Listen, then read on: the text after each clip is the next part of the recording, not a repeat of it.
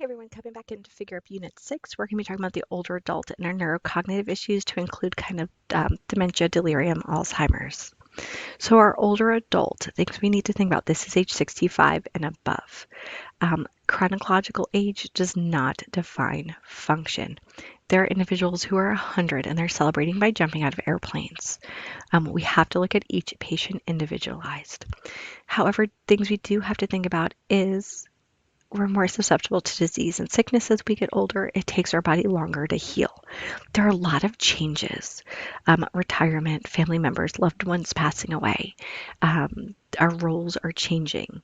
We may have to move out of the family home and into a smaller house, a retirement community. Our senses do diminish. When we talk about mental health in the older adult, we tend to not diagnose them as accurately. We almost push off into, well, that's a normal part of aging. Depression is extremely common, especially after cardiac events. Stroke, heart attack, post-stroke depression is a thing. Um, Eating, drinking, sleeping, a lot of those basics are the priorities, that Maslow's. This individual, it can often be confused with dementia and delirium. So we do have to make sure we are appropriately intervening and kind of looking at it. We always have to look at level of consciousness and attention span, and make sure we're doing a systemic assessment to distinguish between them. Aging and suicide risk, the risk of suicide does increase, especially for men, especially for our white males over the age of 65. They are 7 times more likely than females of the same age to attempt suicide. Suicide is often underreported. So we see every suicide, there are 3 to 4 attempts. Early identification, treatment for depression are key things we have to think about. SSRIs are a great option for this patient. Passive suicide is kind of where we start to see that Maslow's eating, drinking, and a lot of those basics. This individual, if we talk about passive suicide, a good example is an older adult whose wife passed away. Here he is, 75, 80 years old, and he's like, I don't know what to do with myself anymore. I just don't want to be here. So they stop eating, they stop drinking. So in passive suicide, we stop doing the things to keep us alive. Anxiety in the older adult, again, often is underdiagnosed, and the amount estimates of how great this is in the population vary. Most commonly, we tend to see that generalized anxiety disorder. Fear of falling is a huge risk.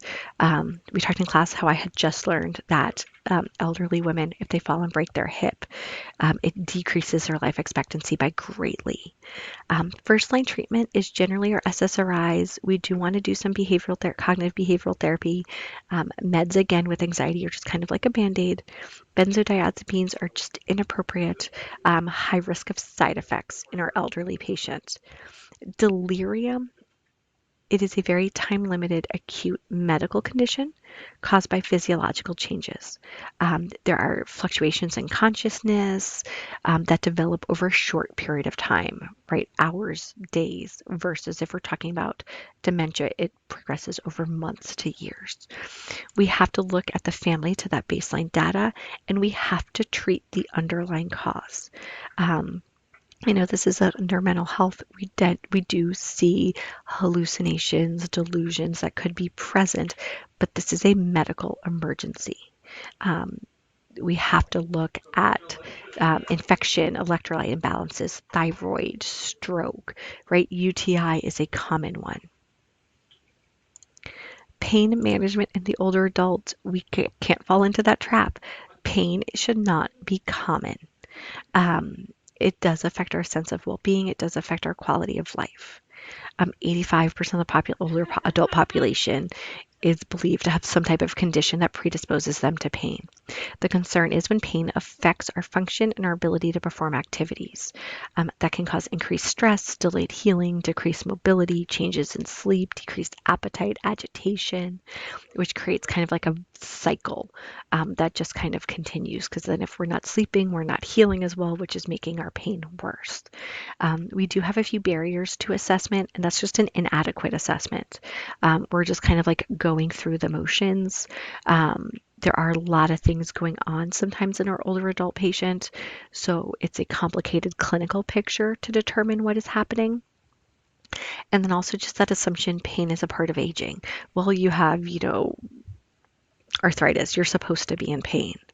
Um, and we kind of just brush it off without addressing it. Pain management, again, we want to start with non-opiates, acetaminophen, ibuprofen. Then opiates, we do need to be cautious with our opiates. We talk about death and dying, we'll get there. Cancer patients, opiates generally are going to be one of the things we're going to think about, but we have to look kind of creatively at the whole picture of the patient before we make this decision. And then we have non-pharmacological physical therapy, exercise, pain, heat, cold, guided imagery, hydrotherapy, all sorts of different things that we can do. Here are two different assessments. Wong-Baker is one we're familiar with for kids. However, in the older adults, this may also be an option if our patient cannot communicate as effectively as they used to. Pain aid is one specific for dementia, Alzheimer's, someone who cannot communicate at all. And it gives us some objective data that we can look at and we can score our patient. You can see there's 5 categories with a score of 0 to 2, which gives us a number up to 10. So it keeps it on that same 0 to 10 scale that we're used to. I did, and I'm not going to go through this one too much, did pull in some facts and myths about aging from your textbook. Pause, take a minute to review each of these slides if you need to. I know some of y'all don't have a textbook. We have our myths about aging. Again, I have to look, I cut this one off when I cropped it, but take a look if you need to and pause. The next slide that I added in was table 31.8 from your textbook, which is our family teaching about drug safety. This is an important topic because we do see high rates of polypharmacy, so that multiple medication use in our elderly, and we need to be able to communicate with our patient and their family. So we need to have our patients learn about their medications, make sure they understand it. If we are doing patient and family teaching on medications, we need to make sure we're going at a nice, good, slow pace. We need to make sure we're giving them some time in the moment to ask those questions. We need to have them bring the medications to appointments. We need to talk to them about drug supplement, drug food interactions. We need to make sure they're keeping their appointments, pillbox, calendar, alerts. There's all sorts of things nowadays, like apps on phone, that will alert to take your medications. Basics. We need to make sure we're talking about the medication by name. You need to take your diphenhydramine at this time, not you need to take the little pink pill at whatever. We need to write it down in a way that they're able to read it. If we have someone who is struggling with their memory, have a friend or a relative come to the appointment, right? Get a release signed, of course, but make sure we are talking to someone else. Go through that, have a medicine checkup. If we have meds that are expired that we're not using anymore in our medicine cabinet, if we get confused, it could be very easy to take the wrong medication. So make sure we're getting rid of old and expired medications. And then also, again, talk about over-the-counter vitamins, supplements, herbs, right? St. John's wort is one in our elderly client that interacts with so many different things that we have to be cautious about. Caregiver burden. There's a lot of strain that goes along with caring for a loved one with a chronic illness. Healthcare expenses for older adults are normally 4 times higher than expenses for the rest of the population. So that financial burden, do we not know what programs or resources are available? Caregivers are at risk for depression and burnout. In that Western culture right here in America, we don't always view our elderly very well.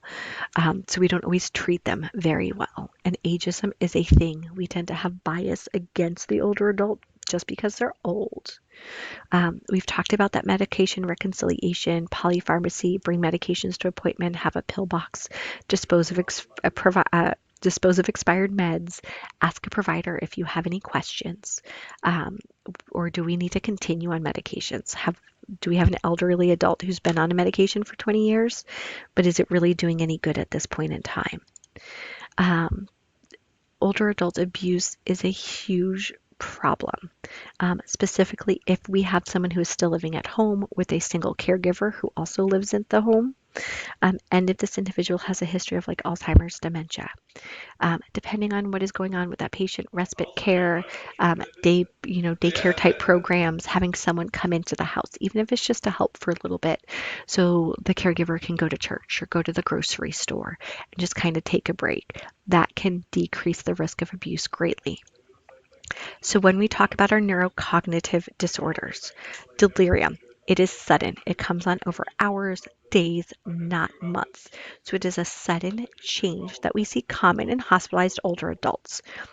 We always have to identify the underlying cause. Delirium is reversible, but if we don't identify that cause, we cannot treat it. We do have to look at our risk factors.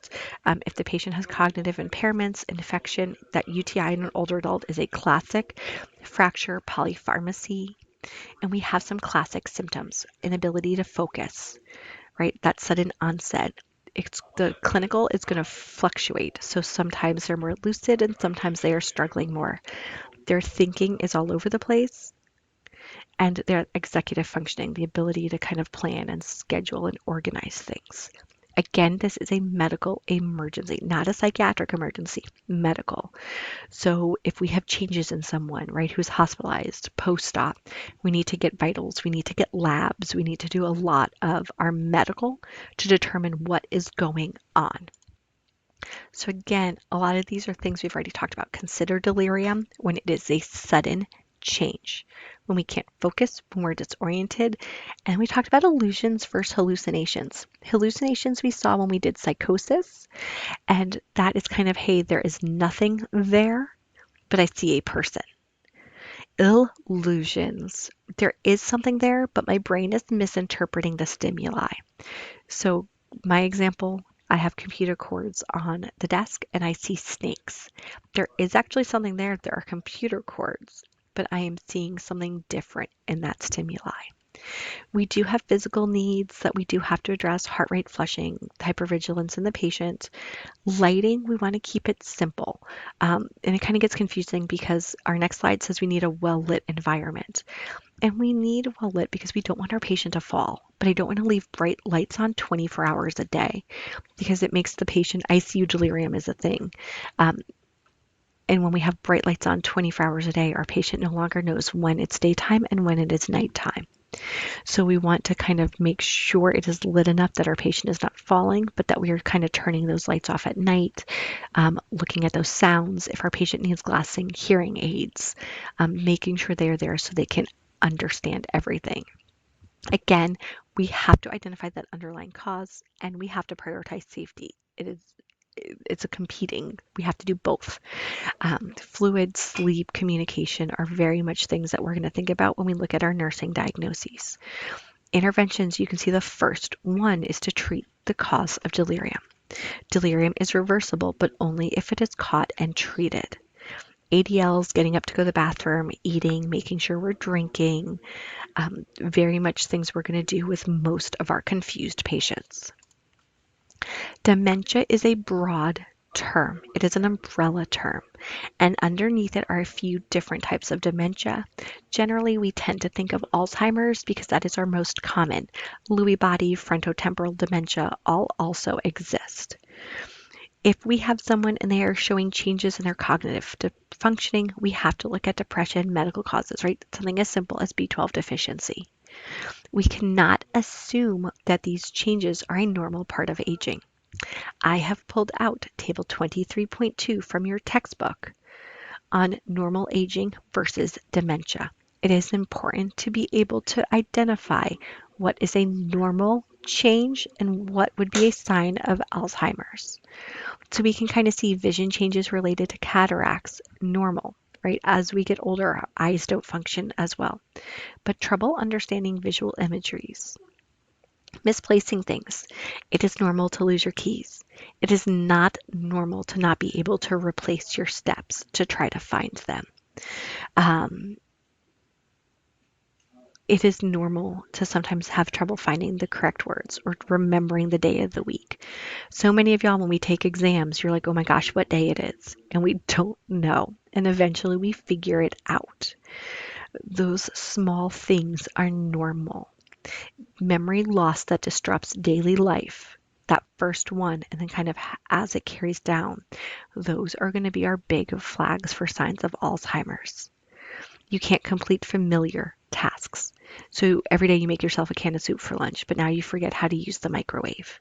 Getting lost. You've lived in the same house for 50 years, but now you're getting lost coming home from the grocery store.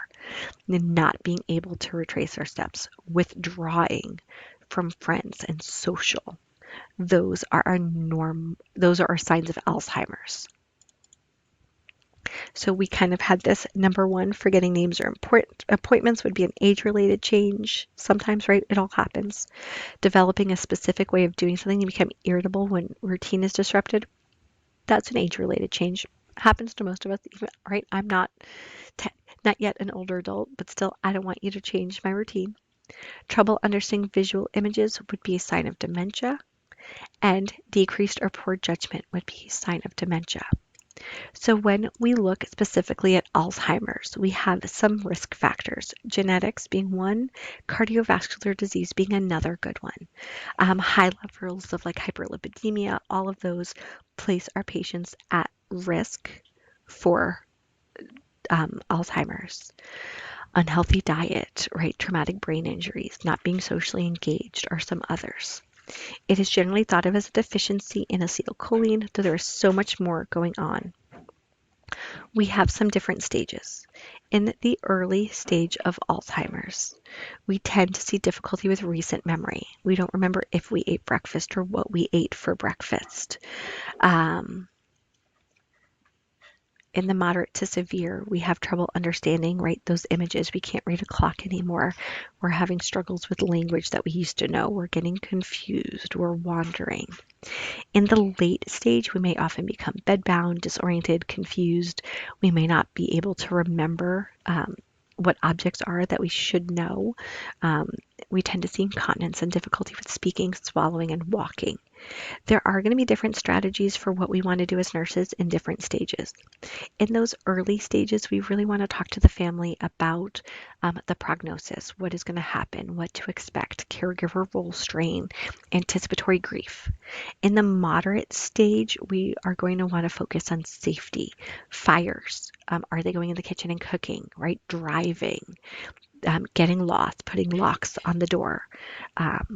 And in the late stage, we are going to focus a little bit more on, right, Maslow's. Are they eating? Are they drinking? That skin care that is going on.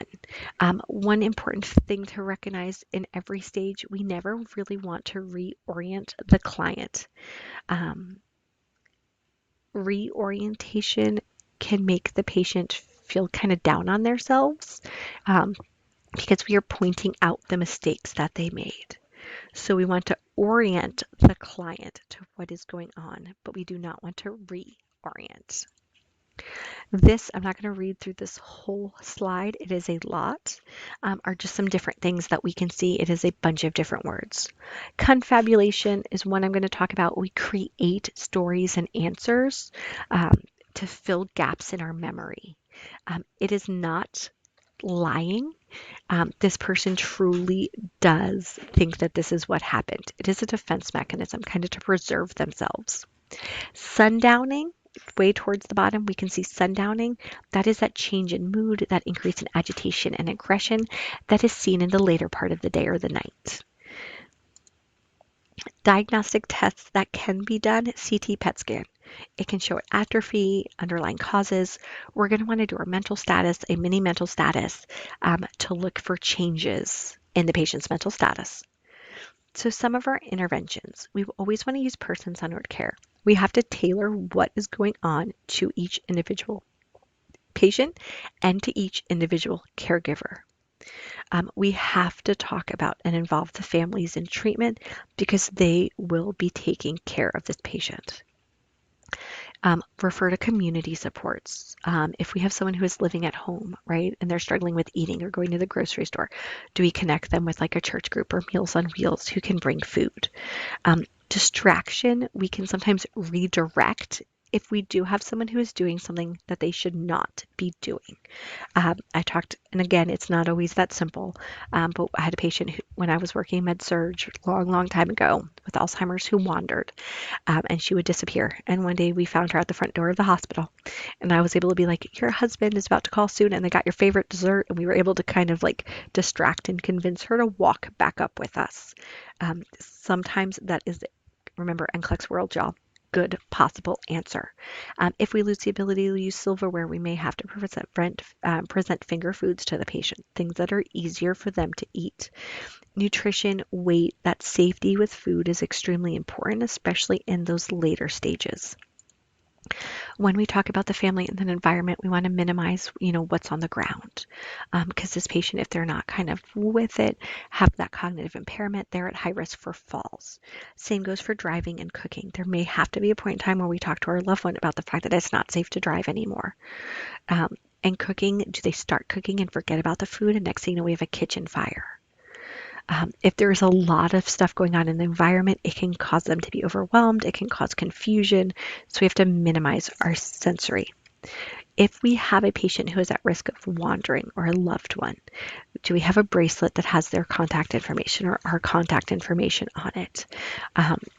Do we have a way to notify police and neighbors to keep an eye out? And as you know, not always a first resort, but if this is a risk and the patient is leaving the house and getting lost, we may have to put complex locks or extra locks on the door so that the patient is not able to wander out the front door. We want to keep these patients moving. We want to keep them doing something, and we have to look at their senses different. In class, we talked about that neural nostalgia, that when you listen to that music back from your childhood, it makes you happy. So do we play, the music that they liked growing up? Exercises, walking is another simple one. And activities to keep them engaged and still using their brain. If we have someone who loved puzzles growing up, I know my grandmother will do like these ridiculous 1,000-piece huge puzzles. If she had dementia, we may now be going backwards and doing those like 20-piece puzzles, but still something to keep her engaged. Folding paper, folding washcloths. If we have someone who liked to read, we now might be able to provide children's books or recordings of children's books. We're going to talk about a few medications. A lot of the basics are going to be the same, though. Our cholinesterase inhibitors slow the progression of the disease. They inhibit acetylcholinesterase, which increases the availability of acetylcholine. Most of these meds, Aricept, Exelon, I cannot pronounce this. We need better meds names. Most of these are going to do better in the mild to moderate stages because, again, they slow the progression. We have to make sure the family is aware of that. Small but short-lived improvements can be seen. We do have some. We can see donepezil. Aricept is a little bit better in severe Alzheimer's. Most of the medications we'll talk about on this next few slides have very similar side effects. GI upset, syncope, bradycardia, diarrhea. Again, when we look at these symptoms, when we look at these side effects, bradycardia, syncope is a risk with many of our medications in our elderly adults. So if we're giving this medication on top of it, and especially the older adult, we can see side effects double over the age of 85. We have to make sure we're talking to the family about it. Keeping an eye on their heart rate if it's lower, keeping an eye on what we can do to keep them from falling. NMDA receptors, Namenda is one, and it regulates glutamate. Glutamate is a neurotransmitter that we often think of as involved in learning and memory. So Namenda, memantine, I hate med names, is another one, again, but if we look, our side effects are very much the same. It's not going to fix or solve Alzheimer's. It is going to slow the progression. Side effects, again, very similar. Dizziness, confusion are some of the main ones. This is one that is an NMDA receptor antagonist and a cholinesterase inhibitor. Again, we can see the slide essentially says what it has said in the last few. Slows the progression. We can give it in moderate to severe Alzheimer's. We have to make sure the family understands. Side effects very much will be the same as what we've seen before. GI, syncope, bradycardia, diarrhea. diarrhea. We have other different therapies that we can do with this patient. Aromatherapy, right? Nice calming smells, diffusers, essential oils. We do have to look at safety if we are applying oils. Coping skills, right? Sound. Overall goal, though, is we just want the patient to function to the best of their ability, and we want to keep them from regressing. Outcome will very much be individualized. It has to be focused on each individual patient, and that is something we have said all quarter. Every patient is going to progress differently and hit milestones differently throughout this disease process. That is the end. If y'all have any questions, please let me know.